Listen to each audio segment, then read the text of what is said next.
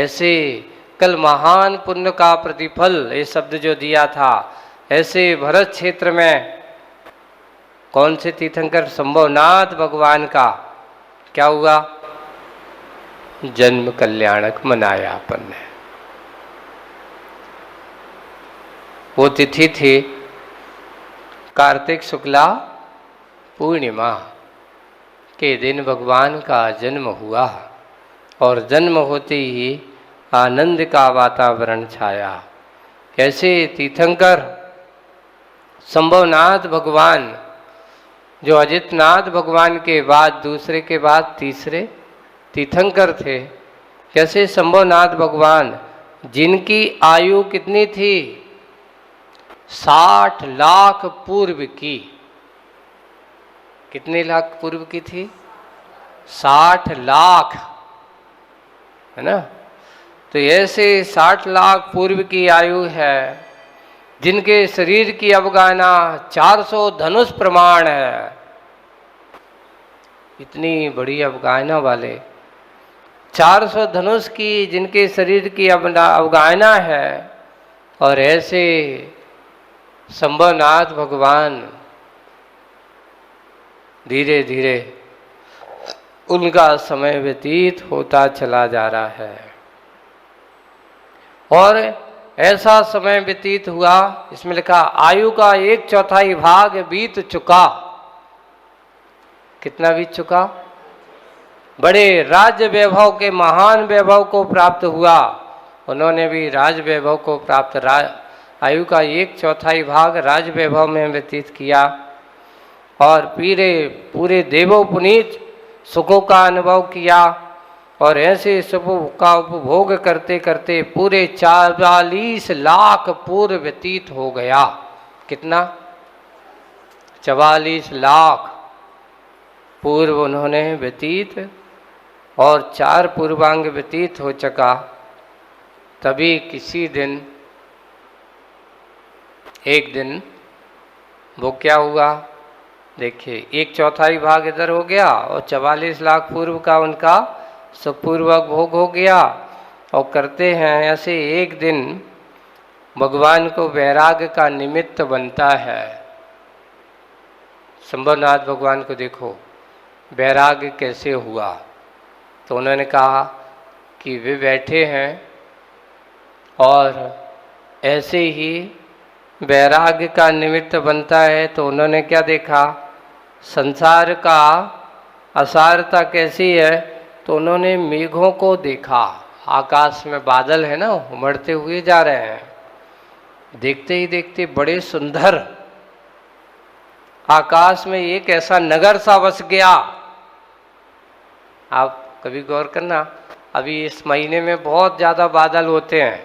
कुंवार के महीने में अच्छे सफ़ेद सफ़ेद बादल दिखाई देंगे। आप रात्रि के समय देखना और अच्छा सा लगता है। दिन में तो थोड़ा सा सूरज की तपन रहती तो आदमी को अच्छी नहीं लगती। रात्रि के समय में जाकर के जब वो चांदनी शुक्ल पक्ष का समय हो और ऐसे बादलों का समागम हो और उन जाकर के उन मेघों को देखना, तो बड़े बड़े बीच बीच में देखेंगे, बड़ी सुंदर आकृति बन जाएंगी। और एक क्षण के बाद देखेंगे तो वो विनाश को प्राप्त हो जाती है। संभवनाथ भगवान भी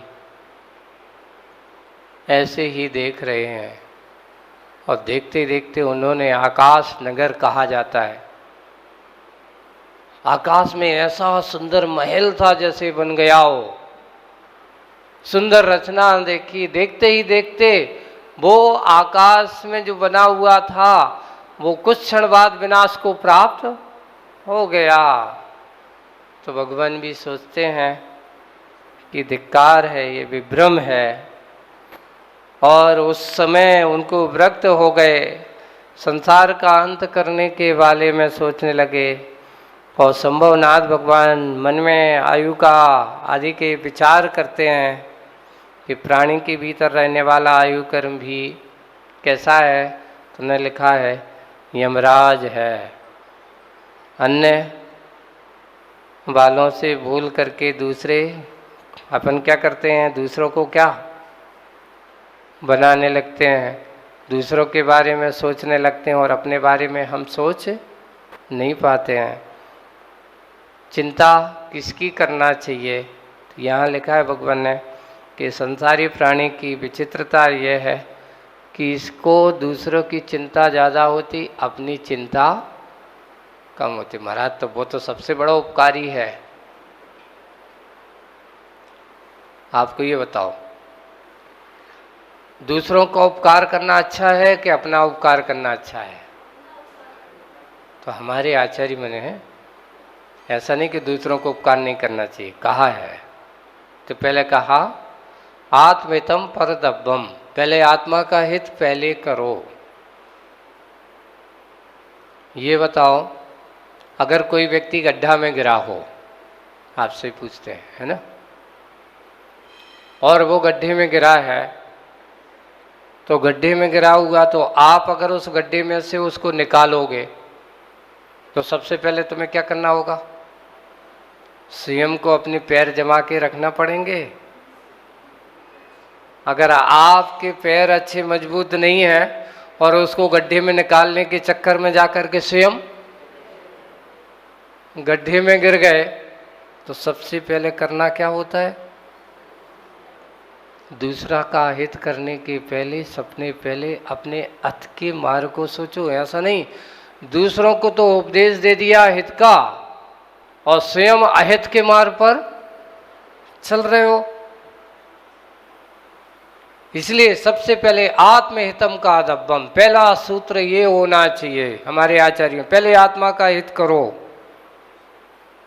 अपने आप को आत्मा के हित के मार्ग पर लगाओ। फिर बाद में जब हम आत्महित का मार्ग पर चलते हैं, उसमें और कोई भी भव्य जीव आते जाए तो उनको भी हित का उपदेश देते हुए चले आते हैं अपने। इसलिए अपने यहाँ क्या कहा? स्वार्थ त्याग की कठिन तपस्या बिना खेद जो, ऐसे ज्ञानी साधु जगत के दुख समूह को हरते हैं। ये शब्द जो दिया गया कि सबसे पहले तपस्या के मार्ग पर स्वयं लगते हैं। हमारे यहाँ ऐसा नहीं है कि दूसरों से तपस्या कराएं और स्वयं घर पे बैठ के आराम करें। जैन दर्शन सबसे पहले कर्म प्रधानता की मुख्यता रखता है। जो तुम करो वही कराओ, जो कहो वो करो। ऐसा नहीं कि कहो कुछ करो कुछ नहीं।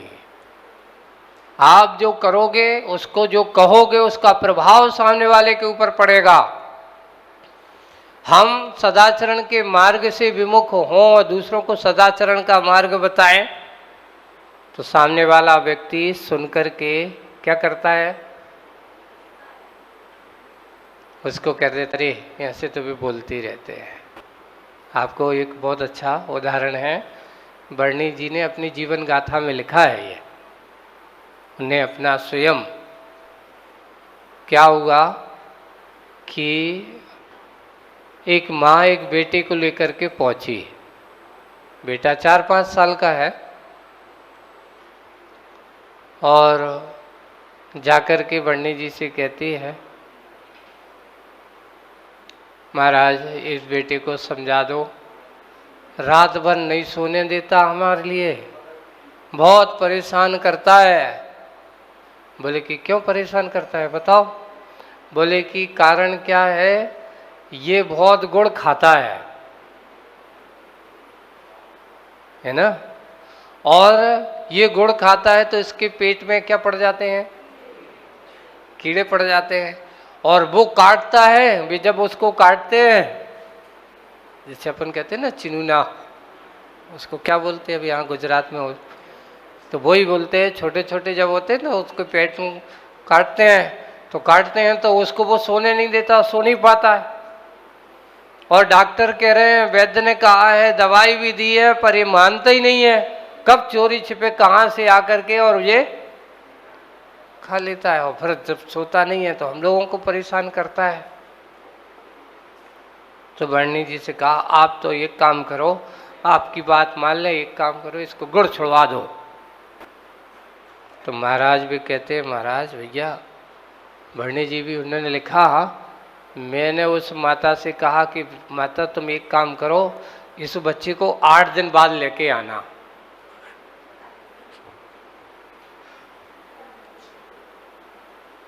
कितने दिन बाद लेकर के आना? 8 दिन बाद लेकर के आना, फिर हम इसको बताएंगे। अच्छा,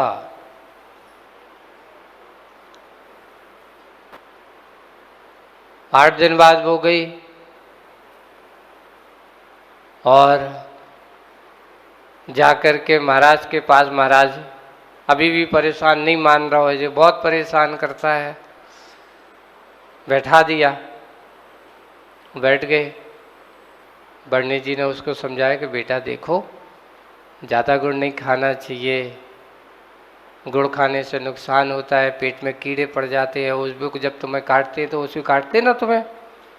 तो उनने जब ऐसा कहा तो बच्चे ने कहा कि अच्छी बात है महाराज, नहीं खाएंगे। पक्का नहीं खाओगे? बोले कि नहीं खाएंगे। देखो तुम्हारी माँ बैठी है सामने और तुम बैठे हो, 4 लोगों के सामने नियम। तो वो कहता है पक्का महाराज, आज के बाद हम कभी गुड़ नहीं खाएंगे।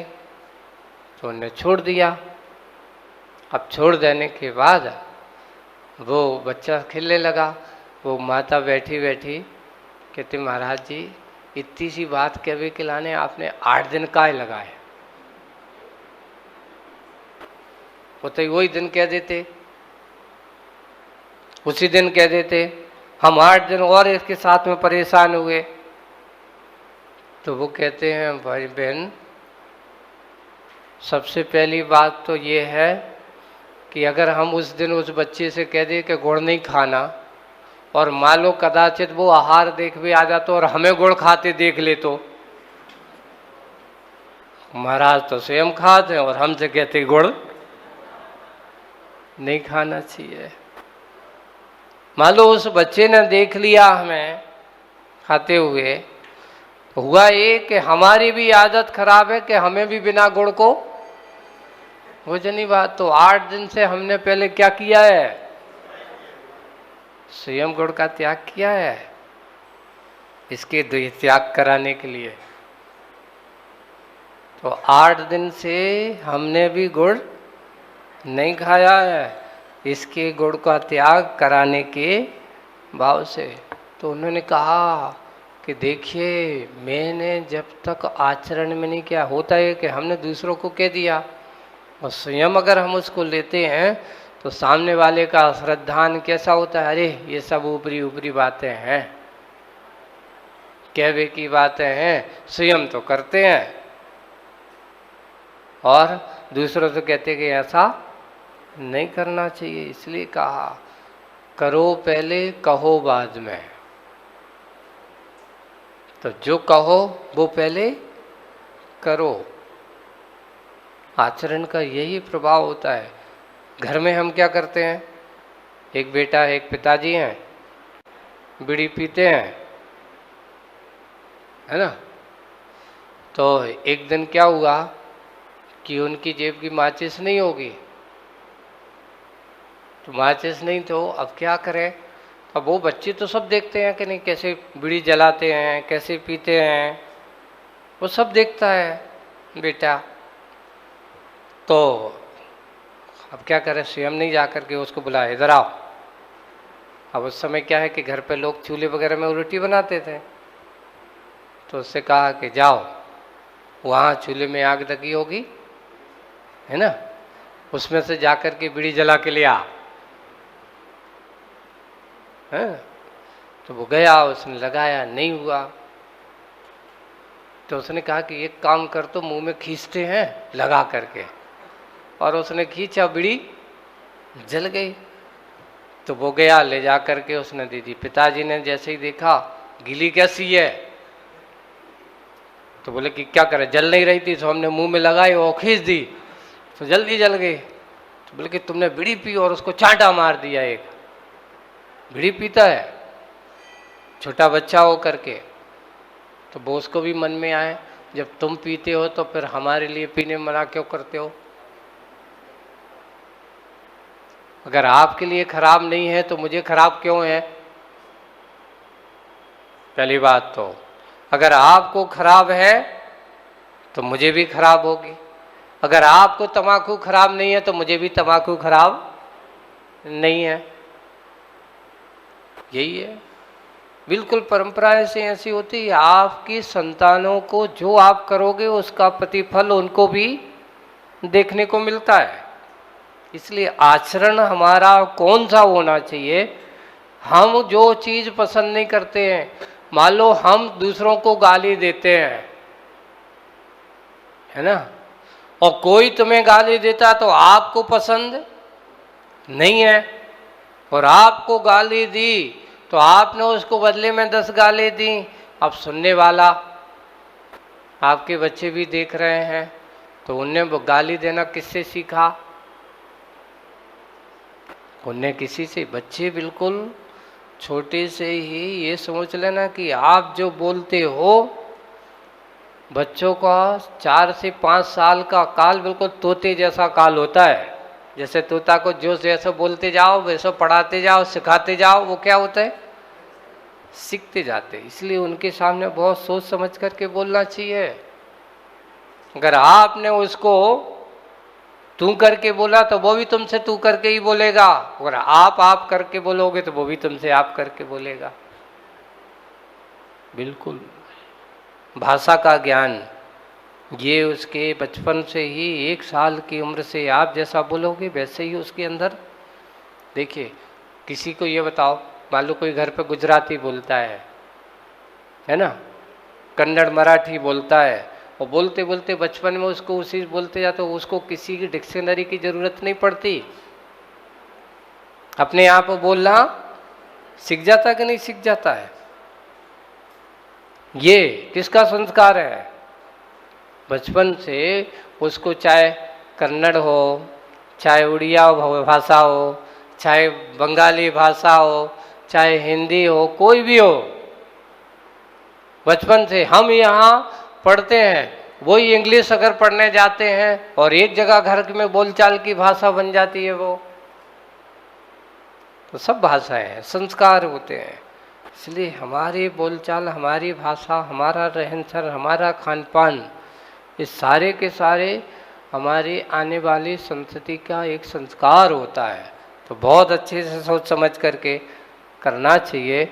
ऐसे ही सद आचरण में वही होना चाहिए। ये सब देख करके इंद्रियों के विषय भोगों को जानते हुए, और उन्होंने कहा कि संसार की बड़ी विचित्रता है इस संसारी आत्माओं की, कि ये कहते कुछ हैं और करते कुछ है।